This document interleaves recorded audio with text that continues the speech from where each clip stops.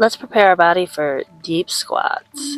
Hello, I'm Nikki and the resident graceful warrior of this channel. Welcome to Interflow. Alright, let's get started. Just grab a block. And that's probably like the easiest way if you're just getting started out. So a few little mobility drills for the ankle and the hip. So you can grab a chair and then just bend your knee. We're trying to get the ankle mobile here. You're just bending and stretching. You can do this video with me. You can follow along, or you can just take some notes, keep it in mind. Just doing these basic things. I'm switching legs now. Okay, so I'm being careful though to make sure that the knee tracks forward correctly. I'm making sure that the knee goes between the big toe and the second toe. Don't be afraid of going past 90. We want more mobility in our ankles to help us get into that squat. Get nice and deep. Now, alternatively, and also, you can grab a block too and play with the same thing. Just bending forward. And see, I'm showing right there, like, okay, we're not going to go at 90 degrees. We're going to go past 90 degrees. We're going to bend forward, and then again too, for the other leg, we're actually getting some mobility and flexibility, some stretch in the hip flexor as well while doing this. So it's kind of, there's multi-benefits to doing even these precursors to getting the body ready to go into a deep squat. Now maybe this is just something that you have to do for a little bit before you really start practicing the squat. They say ultimately do the squat for about 5 minutes a day. But it doesn't have to be consecutive, and you can definitely work your way to it. Just even sitting in it for 30 seconds and then coming out of it.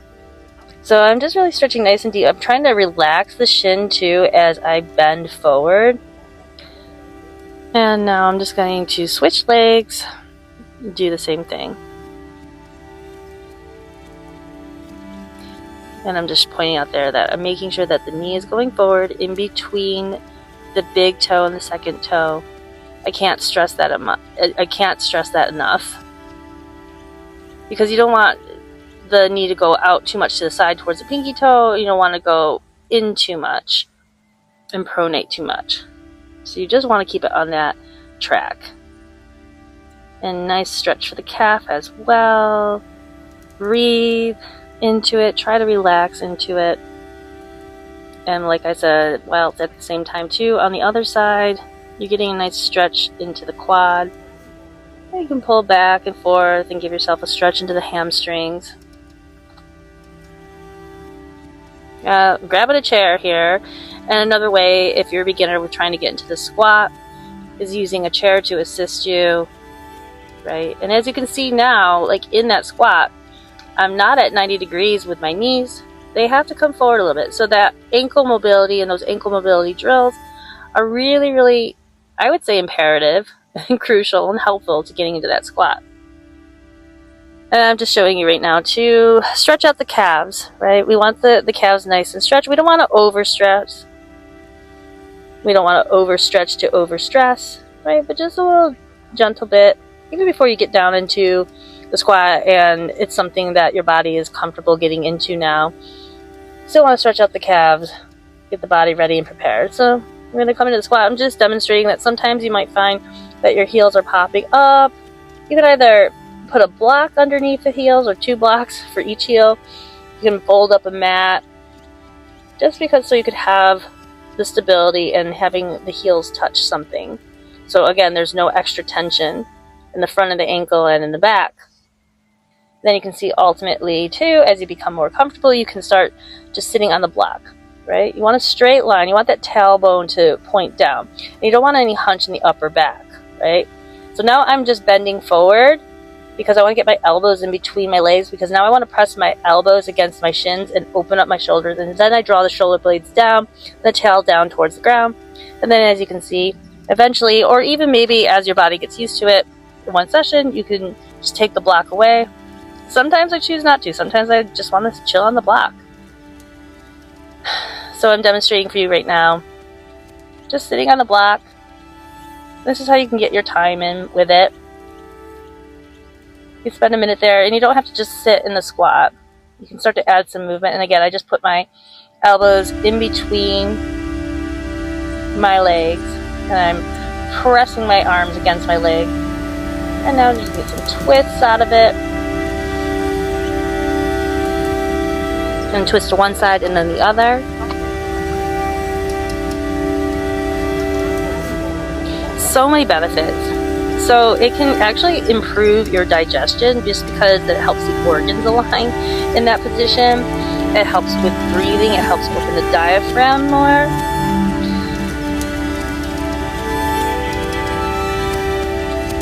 So that's great for your nervous system too. And I'm now coming forward and back, so I'm giving a little bit of weight to my hands, and eventually too you can go into a crow pose from that position, but I'm not going to demonstrate that today. The focus is just getting into the squat.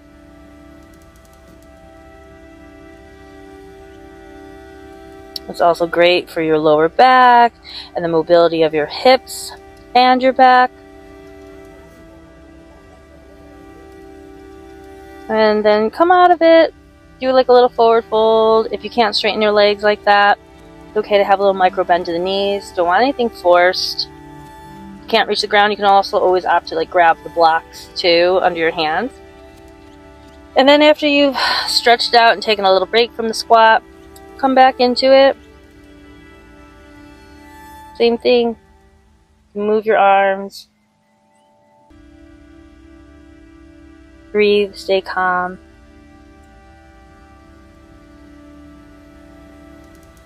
Little wiggle side to side, a little adjusting for your ankles and for your hips.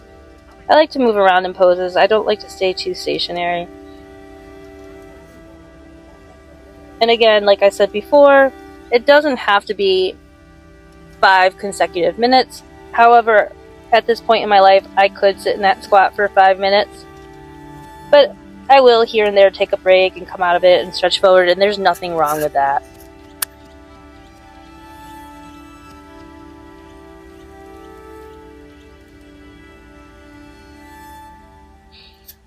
And again, I'm just playing with my weight, coming forward onto my hands, coming back. You can just do little rocks forward and back. You can play with it, put on your favorite song, listen to a podcast, audiobook, whatever you'd like. But just know taking this 5 minutes to do this has so many benefits for your overall well-being.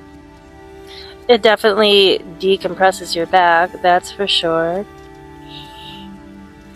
And now in this video, I'm starting to feel a little bit more mobile, so I'm going to go back into it one more time.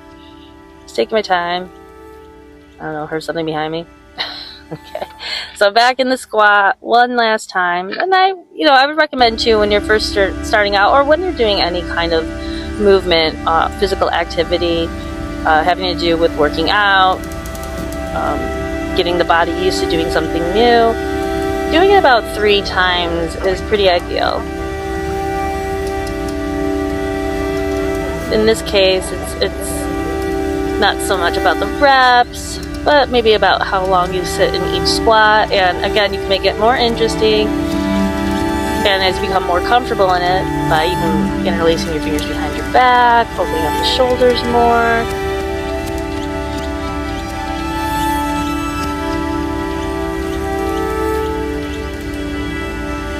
Alright, well, thanks for joining me on this video today. I wish you guys all the luck, whatever the time of day it is, or wherever you are in this world. When you're watching this, I hope you're doing well.